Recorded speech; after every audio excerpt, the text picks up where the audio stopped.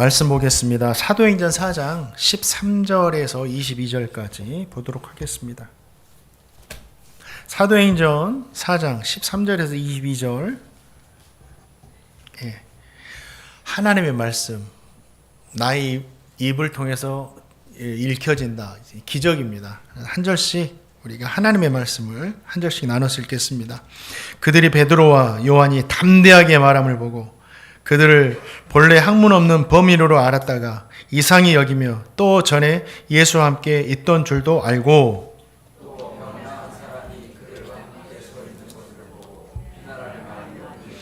명하여 공회에서 나가라 하고 서로 의논하여 이르되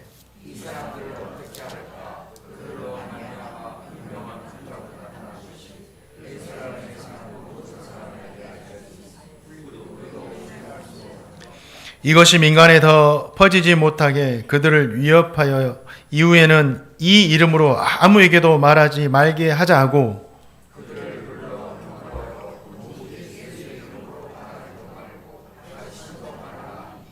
베드로와 요한이 대답하여 이르되 하나님 앞에서 너희의 말을 듣는 것이 하나님의 말씀을 듣는 것보다 옳은가 판단하라.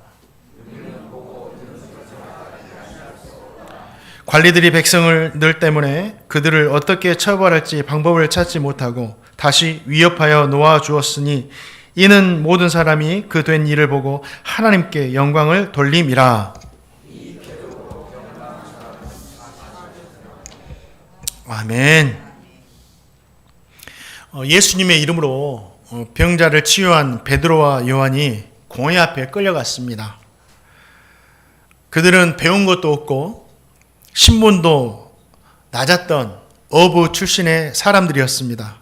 그런데 그런 낮은 사람들이 선포한 이 복음은 누구도 부인할 수가 없었습니다. 오늘 말씀은 너희가 누구의 이름으로 무슨 권위로 이런 일을 행하느냐 하는 종교 지도자들의 질문에 담대하게 보고 들은 것을 말하면서 대답하는 사도들의 이야기가 기록되어 있습니다. 이 이야기에 저와 성도님에게 주시는 귀한 은혜, 귀한 신앙의 교훈이 담겨 있습니다. 사도행전 4장 14절 말씀, 우리에게 주시는 말씀입니다. 함께 읽겠습니다. 시작. 또 병 나은 사람이 그들과 함께 서 있는 것을 보고 비난할 말이 없는지라. 베드로와 요한은 종교 지도자들에게 신문을 받는 상황에서도 전혀 위축되거나 두려워하지 않았습니다. 그리고 조금도 주저하지 않고 담대하게 예수님의 이름과 예수님의 능력으로 이 모든 일을 행했다라고 대답을 합니다. 사도들의 이러한 모습을 보면서 개인적으로 생각하는 것은 그렇지, 사도들처럼 담대하게 복음 전하면서 담대한 모습으로 살아야 되지 하는 교훈을 얻습니다. 그런데 이런 교훈을 얻기는 쉬워요. 말씀을 통해서 감동하기도 쉽고 은혜 받기도 쉽고 교훈 얻기도 쉬운데 문제가 뭐냐면 그 받은 교훈이 우리의 행함으로 나오기는 참 어려운 겁니다. 은혜 받기 쉽잖아요. 또 감동 받기도 참 쉽고, 그런데 이 감동과 은혜가 우리의 삶까지 이어지느냐, 이건 또 다른 문제죠. 왜 그러느냐? 이것을 삶으로 나타내기 위해서는 이겨내야 할 두려움, 또 이겨내야 할 나의 개인적인 문제들, 연약함들, 이런 것들이 많기 때문에 어렵다라는 거예요. 그런데 우리 성도님들, 나의 한계 때문에 걱정하지 마시기 바랍니다. 주님께서 분명히 뭐라고 하셨어요? 성령을 보내주셔서 담대하게 하시고 그 성령의 능력으로 행할 수 있도록 도와주시겠다라고 우리에게 약속하셨다라는 거예요. 우리에게 능력이 있는 것, 우리에게 능력이 있어서 행하는 것이 아니라 성령의 능력으로 우리는 이것을 할 수 있다라는 겁니다. 일제강점기에 주기철 목사님은 복음을 전하다가 끊임없는 핍박도 받고 고난도 받고 회유를 당했습니다. 그러나 그러한 어려움 앞에서도 누구보다 담대했고 누구보다 강력한 그런 신앙으로 살아갔습니다. 그 모습을 보면서 야, 주기철 목사님 참 대단하다. 진짜 능력 많고 은혜 많고 용기 있는 분이구나. 우리는 이렇게 생각합니다. 그런데 목사님은 자신의 저서에서 자신은 스스로가 강한 사람이 아니었다라고 고백합니다. 오히려 연약했고 두려움 많았고 고통스러워하는 사람이었다라고 말하죠. 그럼에도 불구하고 그런 엄청난 복음의 길을 걸어갈 수 있었던 것이 무엇이냐? 일본 순사들 앞에서도, 그 위협 앞에서도, 총칼 앞에서도, 수없는 고문 앞에서도 물러서지 않고 담대하게 복음으로 살아갈 수 있었던 이유가 무엇이냐? 목사님은 자신의 책에서 이런 고백을 해요. 나는 강한 사람이 아닙니다. 오히려 정말 약한 사람입니다. 매일같이 무서움과 싸워야 했습니다. 죽음의 공포 앞에서 너무 많이 떨었습니다. 그러나 그때마다 성령께서 나를 붙드시고 담대하게 하셨습니다. 내게는 아무 힘도 없습니다. 그저 무릎 꿇고 기도할 뿐입니다. 그러면 성령께서 위로해 주셨고 다시 일어설 수 있도록 도와주셨습니다. 이 주기철 목사님의 고백이에요. 사랑하는 성도님들, 성령 하나님은요, 주기철 목사님의 성령 하나님만이 아니세요. 누구에게나 동일하신 성령 하나님이세요. 베드로 사도에게도 동일하셔서 이렇게 담대하게 살게 하셨고, 주기철 목사님에게도 동일하셔서 이렇게 담대하게 살게 하셨고, 저와 성도님에게도 동일하신 분이 성령 하나님이세요. 우리가 정말 주님을 사랑하고 주님께 우리의 삶을 진짜 의탁한다면, 100% 정말 주님께 의탁한다면 성령께서 어떻게 하세요? 도와주신다라는 거예요. 담대하게 하시고 이기게 하시고 승리하게 하신다. 그런데 우리 성령 하나님은 오늘 복음을 전할 때 이 사도 베드로와 요한을 도와주셨잖아요. 성령 하나님은 복음을 전할 때만 우리를 도와주시는 분이 아니에요. 성경을 보니까 성령 하나님이 우리를 도와주시는 부분들이 참 많아요. 우리가 기도할 때 도와주신대요. 우리의 연약함을 도와주신대요. 또한 말씀을 볼 때도 도와주신대요. 우리가 지혜가 없으니까 깨닫게 하시기를 도와주신대요. 그리고 우리가 예수님 닮아가도록 매일 우리를 도와주신대요. 그뿐 아니에요. 어떤 아픔 안에서 성령께서 우리를 위로해 주시고, 중요한 문제 가운데 결단할 때 결단할 수 있도록 지혜를 주시고, 또 섬기고, 또 관계 안에서 교회 생활, 가정 생활, 직장 생활, 성도의 삶의 모든 영역에서 우리 성령 하나님께서 도와주신다라고 성경에서 기록되어 있습니다. 저와 성도님이 연약하고 부족하잖아요. 그럴수록 성령님의 도우심은 더 강력한 거예요. 하나님, 박철 목사가 부족하잖아요. 진짜 부족하잖아요. 그러기 때문에 부족한 만큼 성령님의 은혜가 필요합니다. 바라기는 저와 성도님 모두가 우리의 연약함을 도와주시는 성령 하나님을 믿으시기 바랍니다. 그리고 성령께서 주시는 그 능력으로 무슨 일을 만나든지 어디에 있든지 담대하게 살아가시기를 주님의 이름으로 축원드립니다. 제가 담대할 수 있는 것 성령 하나님의 은혜다. 저는 매일매일이 기적이에요. 이 자리에 서서 성도님들에게 설교할 수 있는 자체도 기적입니다. 그렇게 담대하게 대답하는 사도들 곁에 한 사람이 서 있었죠. 누가 서 있었어요? 치유받은 병자. 22절 말씀 보니까 이 병자는 나이가 40여세쯤 되었다라고 기록하고 있죠. 그는 태어날 때부터 40년이 넘는 동안 걷지 못하는 장애를 가지고 사람들에게 뭐하며 살았어요? 도와주세요. 도와주세요. 구걸하며 살았다라는 거예요. 그런데 그런 그가 예수님의 이름으로 치유가 된 거예요. 이것은 인간의 능력으로는 도저히 할 수 없는 일이었습니다. 치유된 병자는 예수님의 이름으로 치유되었고, 예수님의 이름으로 능력이 행해졌고, 예수님이 하나님의 아들 되신다라는 살아있는 증거가 된 겁니다. 사도들이 전하는 복음의 증거가 된 거죠. 그 증거 앞에서 사도들의 말에 대해서는 반박할 수 있었지만 그 증거 앞에서는 종교 지도자들도 더 이상 반박할 수가 없는 거예요. 증거가 있으니까. 증거가 나오기 전까지는 막 반박하지만 증거가 나와버리니까 입을 닫는 거예요. 사람 사는 세상도 그러잖아요. 막 말만 무성할 때는 아니다 아니다 하지만 증거가 나와버리면 다른 말을 또 하든가 침묵하잖아요. 이 종교 지도자들도 마찬가지였어요. 저와 성도님은 여기서 중요한 사실을 알게 됩니다. 그 병자는 태어날 때부터 40년 동안 그렇게 살아왔어요. 그가 받은 상처, 아픔 얼마나 깊었겠습니까? 우리가 좀 아플 때 누가 위로한다고 무슨 말 좀 해도 나를 위해서 하는 말이에요. 건강할 때는 그 말이 전혀 문제 없는데 나에게 생각한다고 말해도 내가 아프니까 그 말이 거슬리게 들릴 때가 있는 거예요. 그러잖아요. 그런데 그 사람은 40년이었어요. 사람들의 시선, 사람들의 외면, 절망, 그런 시간을 40년을 살았습니다. 그러니 그의 삶이 온전했겠냐고요. 겉으로는 웃을지 몰라도 그의 삶은 병들어 있었다라는 거예요. 마음까지. 그런데 그런 그에게 주님의 은혜가 임하자 어떻게 됩니까? 그의 상처와 아픔이 치유되고 그 순간 그의 고통은 복음의 증거로 쓰임받게 되는 거예요. 고통이 증거가 된 거예요. 복음의 증거. 복음이 뭐죠? 사람이 사람에게 줄 수 있는 가장 위대한 것이 무엇인지 아세요? 복음입니다.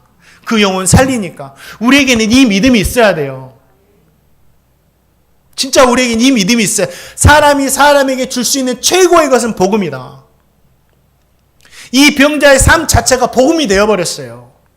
고통이 주님의 은혜를 만나니 복음을 증거하는 통로로 변해버린 거예요. 이게 주님의 은혜죠. 주님은요, 병자의 상처와 아픔이 고통으로만 끝나지 않게 하시고 복음의 증거가 되게 하셨습니다. 최근에 제가 광고에도 말씀드렸지만 한 권의 책을 읽게 되었습니다. 지금 중학교에서 영어를 가르치고 계신 고나은 선생님, 원래 이름은 고나은이 아니에요. 고미화였어요. 이 선생님이 쓰신 매일 새로운 날들이 시작됩니다. 이 책 제목에도요, 진짜 아픔이 담겨있는 책이에요. 책을 읽으면서 이런 생각을 했어요. 어떻게 한 여자의 인생에서 이렇게 많은 고난이 폭풍처럼 몰아칠 수 있을까? 그것도 어린 나이에서부터. 예수님 잘 믿었거든요. 믿음도 좋았거든요. 어린 나이에서부터. 2번이나 죽었다. 이 질병을 걸려 있었고 2번이나 사랑하는 사람과도 2번이나 이별을 합니다. 죽음. 그러면서도 이 자매가, 이 권사님이 쓰러지지 않아요.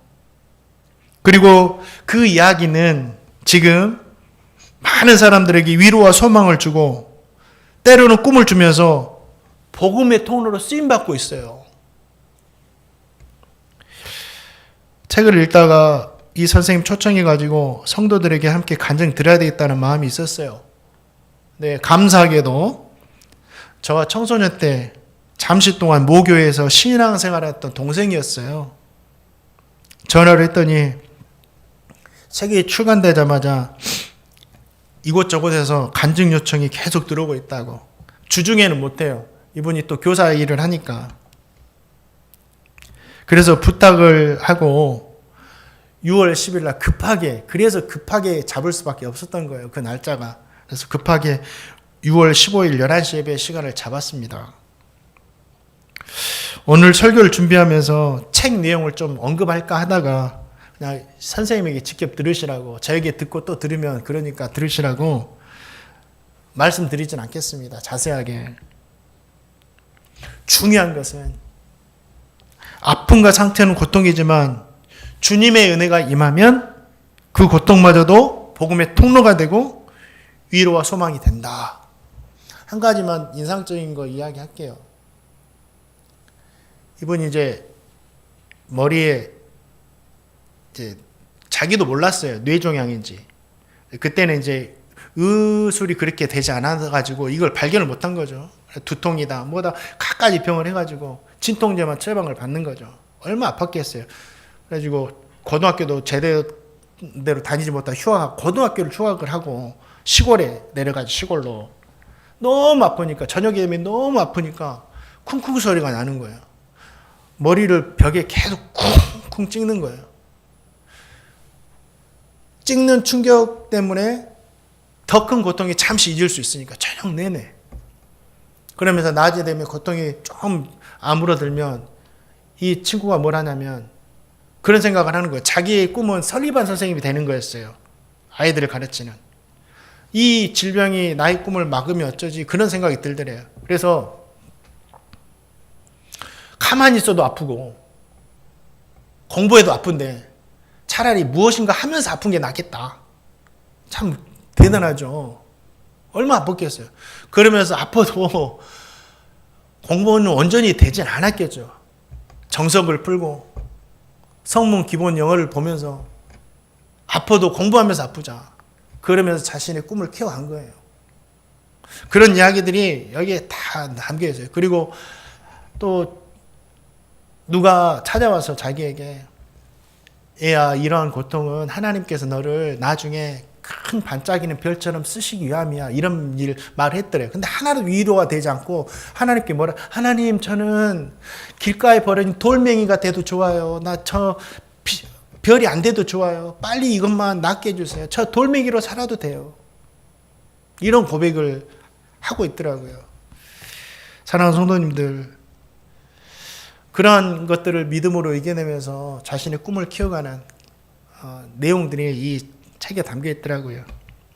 고통도 주님의 은혜가 임하면 누군가에게 소망이 되고 위로가 된다. 아픔이지만 사랑하는 성도님들, 복음은요, 제가 생각해 보니까 복음은 깨끗한 삶을 통해서만 전해지는 것이 아니에요. 베드로와 요한처럼 능력으로만 증거되는 것이 복음이 아니다. 얼룩진 삶을 통해서도 복음은 증거됩니다. 그가 누구예요? 40년 동안 걷지 못하고 구걸하던 그 고통스러운 삶을 통해서도 뭐예요? 복음이 증거가 되는 거예요. 그게 더 강력한 거예요. 사도 베드로의 말에는 반박을 하지만 이 엄청난 치유 앞에서는 반박을 못 하잖아요. 저와 성도님의 인생에도 크고 작은 아픔들이 다 있잖아요. 말은 하지 않지만 실패, 질병, 아픔, 가난, 갈등, 헤어짐, 간절히 바라고 기도합니다. 우리 성도님들에게도 주님에게 은혜가 임하여서 치유가 되고 회복이 되고 정말 복음의 통로로 위로와 소망으로 쓰임받게 되기를 주님의 이름으로 축원드립니다.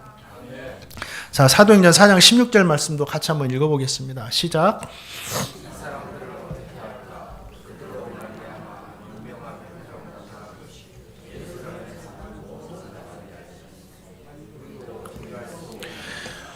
예, 종교 지도자들은 지금 자기들 앞에 서 있는 병자를 보고 있죠. 두 발로 서서 걷고 있을 뿐만 아니라 뛰면서 하나님을 막 찬양하고 있는 거예요. 이 기적은 사도 베드로와 요한이 예수 그리스도의 이름으로 일으킨 것이라고 분명히 말했습니다. 그런데 종교 지도자들은 이 광경을 보면서, 그 사람을 보면서 이런 말을 해요.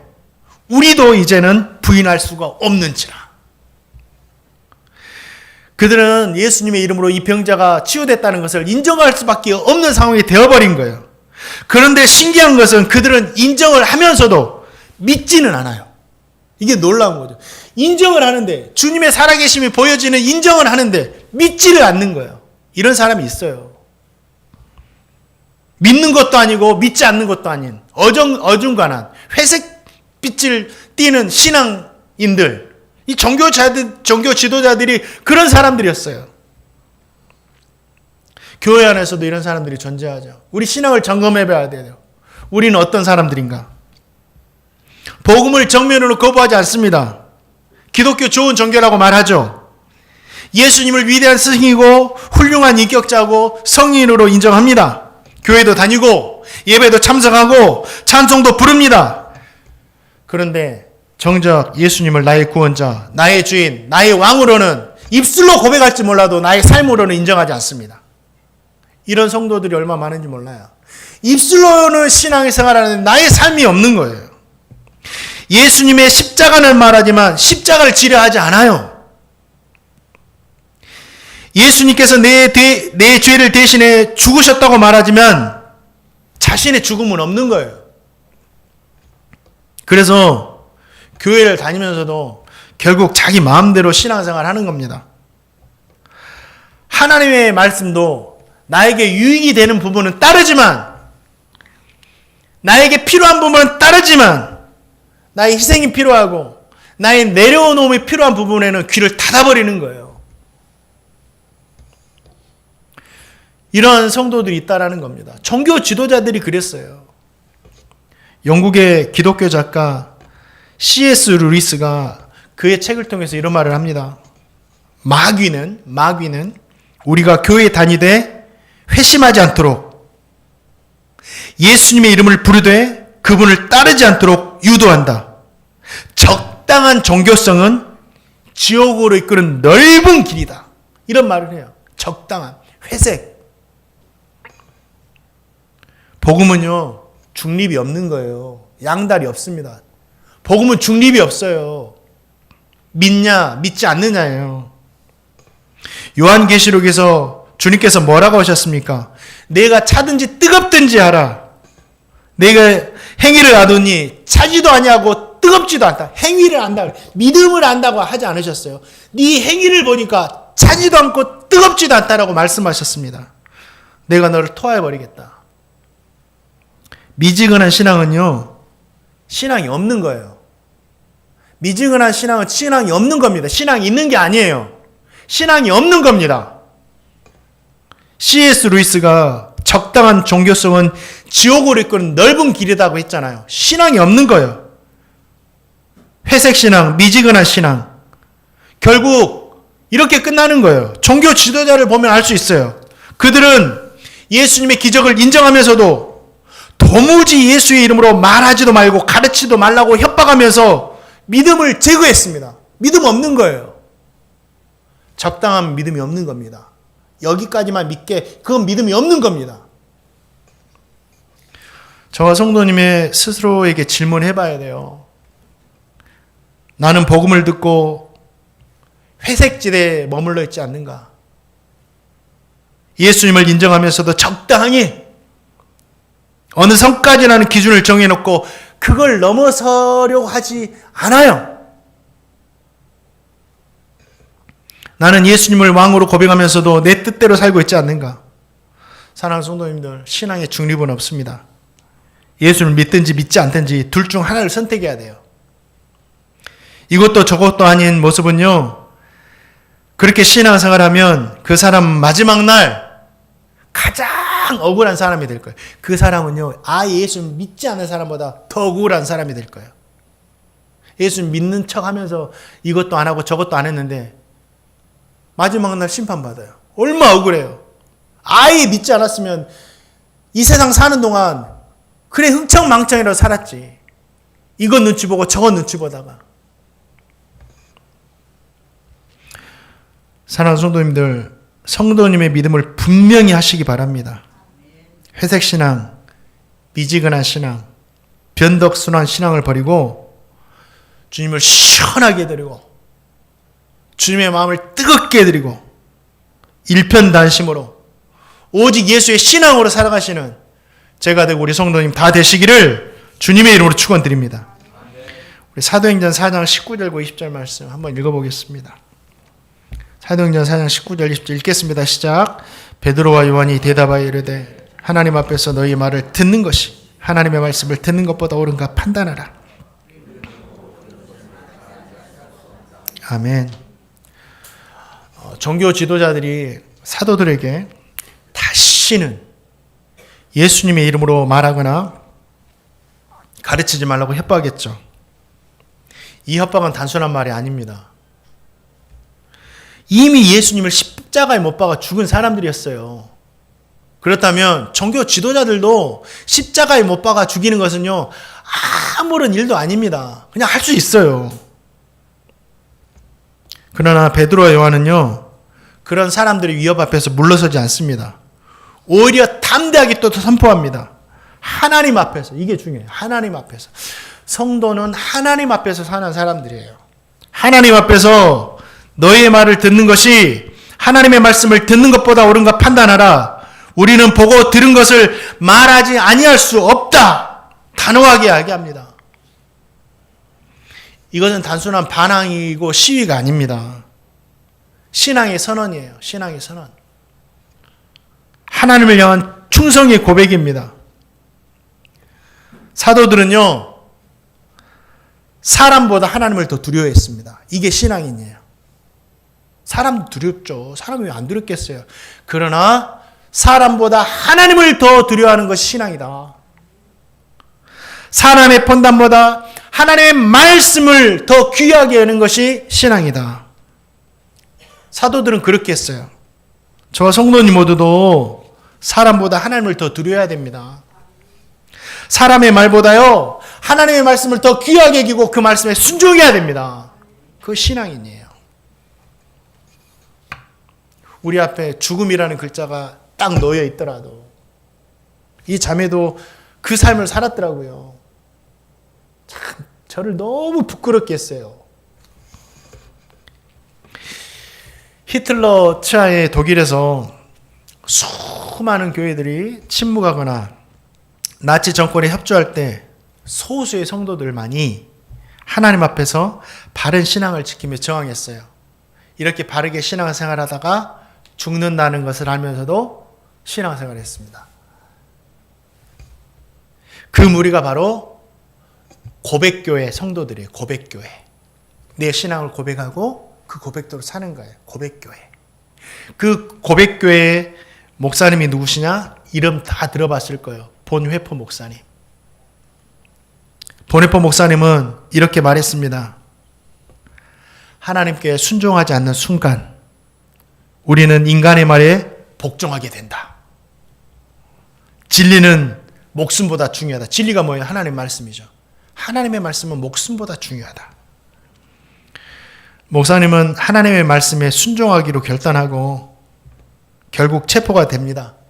그리고 감옥에 갇힌 후에 교수형에 처형이 되죠.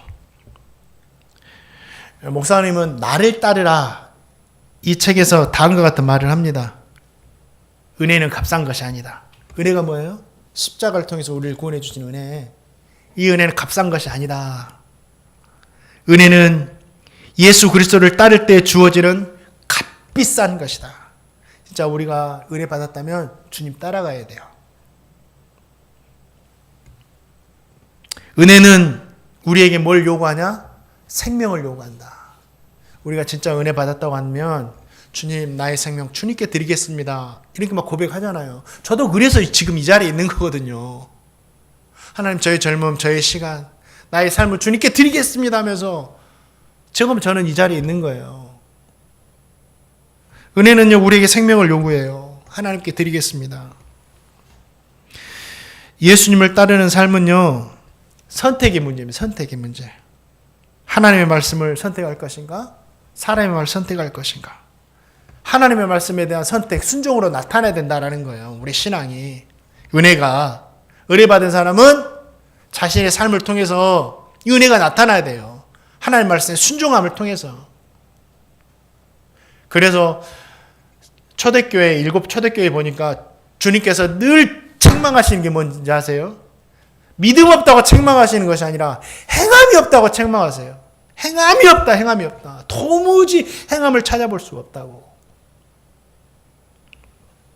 사랑하는 성도님들, 언제나 복음은, 은혜는 선택을 요구합니다. 성도님들은 누구의 말을 들을 것입니까? 사람입니까? 하나님입니까? 누구를 더 두려워하겠습니까? 세상입니까? 하나님입니까? 우리는 이 질문 앞에서 정직해야 돼. 정직. 이 정직이라는 게 뭔지 아세요? 정직? 정직은 뭐 거짓말 하지 않는다. 이게 정직이 아니에요. 단순히 거짓말 하지 않는 게 정직이 아니고 진실만을 말하는 게 정직이에요. 진실만을 말하는 거. 그러면 진실만을 말한다는 게 뭐예요? 자기가 보고 들은 것만을 그대로 말한다라는 거예요. 자기의 생각을 첨부시키고 자기가 어떻게 예측해서 첨부시키고가 아니라 보고 들은 것만을 말하는 것이 진실을 말하는 겁니다. 사도들은 예수님께로부터 보고 들은 것을 그대로 담대하게 말했어요. 진실한 사람들이었죠. 종교 지도자들 앞에서, 죽음의 위협 앞에서 진실한 사람이에요. 저 성도님도 진실을 말하는 사람이 돼야 돼요. 끝까지 보고 들은 것만을 말해야 돼요. 우리 성도님들 잘 조심하세요. 우리 성도님들이 보고 들었다 하더라도 확인하지 않았다면 이야기하면 안 돼요. 자기 자신이 확인해 보고 자기 자신이 진짜 한번 점검해 보고 이것이 말이 많다 하면 그때 입 밖으로 내야 되지. 누구한테 들었는데 이렇더라. 100% 거짓말일 수 있습니다. 잘못된 것일 수 있어요. 우리는 제자들은 그랬어요. 진짜 주님께 보고 들은 것을 확인해서 말했거든요. 이 시대에 너무 거짓이 많아요. 보고 들은 진실만을 말해야 됩니다.